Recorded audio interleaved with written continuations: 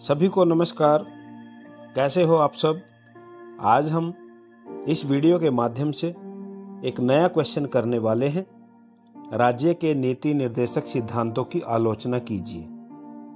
संविधान सभा में हुए वाद विवाद में राज्य नीति के निर्देशक सिद्धांत आलोचना का विषय बन रहे और उन्हें संविधान में शामिल किए जाने के विरुद्ध कई विचार प्रकट किए गए।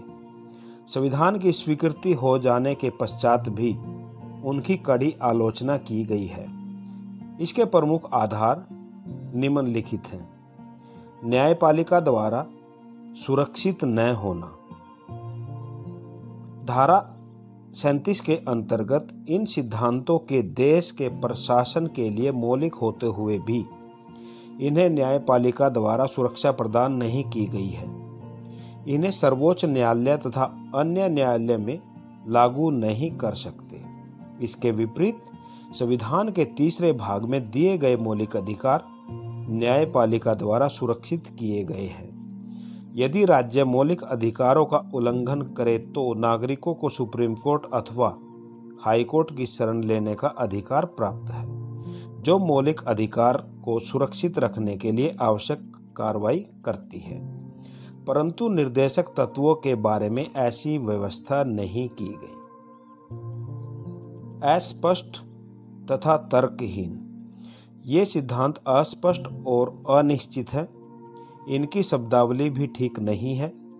न तो इनका ठीक वर्णन किया गया है और न ही क्रम ठीक है। समाजवादी, गांधीवादी तथा अन्य सिद्धांतों को क्रमबद्ध नहीं लिखा गया है और बातों को बार बार दोहराया गया है। इनका महत्व समाप्त हो जाने पर इन्हें संशोधित या पूर्णतः रद्द भी किया जा सकता है। ऐसा करना कोई कठिन कार्य नहीं है। एक प्रभुसत्ता संपन्न राज्य में अस्वाभाविक। एक प्रभुसत्ता संपन्न राज्य में इस प्रकार के सिद्धांतों की व्यवस्था करना अस्वाभाविक लगता है। एक उच्च सत्ता अधीन सत्ता को आदेश दे सकती है, जैसे कि 1935 के भारतीय संविधान अधिनियम में ब्रिटिश संसद द्वारा गवर्नर जनरल तथा गवर्नरों को दिए गए थे। परंतु यह बड़ा अस्वाभाविक लगता है कि एक प्रभुसत्ता संपन्न राष्ट्र अपने आप को कुछ आदेश दे। स्पष्ट वर्गीकरण का अभाव। राज्य के नीति निर्देशक सिद्धांतों की इस आधार पर भी आलोचना की गई है कि इनमें कई सिद्धांत स्पष्ट नहीं है।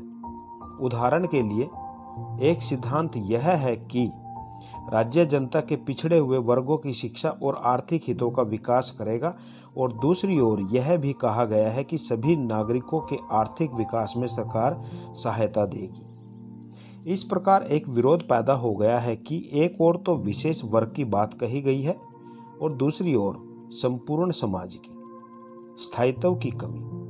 देश की बदलती हुई राजनीतिक, आर्थिक व सामाजिक परिस्थितियों के अनुसार इन सिद्धांतों में परिवर्तन होना स्वाभाविक है। जब यह परिवर्तित ही होने हैं तो इनका संविधान में रखने का क्या लाभ।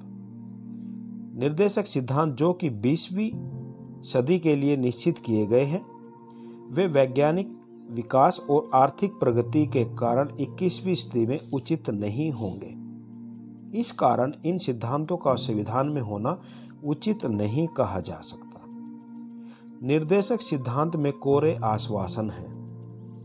संविधान में यह नहीं लिखा गया कि राज्य कब तक इन सिद्धांतों में वर्णन किए गए आदेशों को व्यवहार में लाएगा, और अगर सरकार इन सिद्धांतों को व्यवहार में नहीं लागू करेगी तो जनता न्यायिक संरक्षण के अभाव में क्या करेगी। सरकार प्रत्येक समय जनता को यह कहकर टाल सकती है कि वह प्रयत्न कर रही है। ऐसी स्थिति में निर्देशक सिद्धांत केवल कोरे आश्वासन ही रह जाते हैं। साधनों की उपेक्षा। संविधान का यह अध्याय केवल उद्देश्य की व्याख्या करता है, उद्देश्य की प्राप्ति के लिए साधन का वर्णन नहीं करता। असंगत तथा असामयिक। आलोचकों द्वारा निर्देशक सिद्धांतों की आलोचना इस आधार पर की गई है कि यह सिद्धांत भारत के लिए, विशेष रूप से भविष्य के भारत के लिए असंगत और असामयिक है। डॉक्टर जेनिक्स का कहना है कि यह सिद्धांत केवल पुराने ही नहीं पड़ जाएंगे बल्कि प्रतिक्रियावादी भी हो जाएंगे। जो राष्ट्र के विकास की उन्नति में बाधा उत्पन्न करेंगे। संसद की सर्वोच्चता के विपरीत। निर्देशक सिद्धांत संसद की प्रमुख सत्ता के विपरीत है। संसद के पास कानून का निर्माण करने की सर्वोच्च शक्ति होनी चाहिए।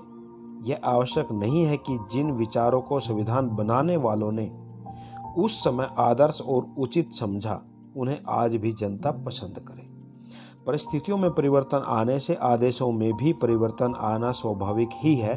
संसद जनता का प्रतिनिधित्व करती है और इसलिए संसद को जनता की इच्छा के अनुसार ही कानून बनाने की स्वतंत्रता होनी चाहिए। निर्देशक सिद्धांतों को व्यवहार में लाने में उदासीनता। कुछ आलोचकों का मत है कि सरकार ने राज्य नीति के निर्देशक सिद्धांतों को लागू करने के लिए कोई विशेष रुचि नहीं ली। निष्कर्ष में कहा जा सकता है कि राज्य के निर्देशक सिद्धांतों का उल्लेख प्रेरणादायक नहीं है, यानी यह प्रेरणादायक नहीं समझा जाता। यह अस्पष्ट है और इसमें कई बातों को बार बार दोहराया गया है। निर्देशक सिद्धांतों का न ही उचित वर्गीकरण किया गया है और न ही उन्हें ठीक प्रकार से क्रमबद्ध किया गया है।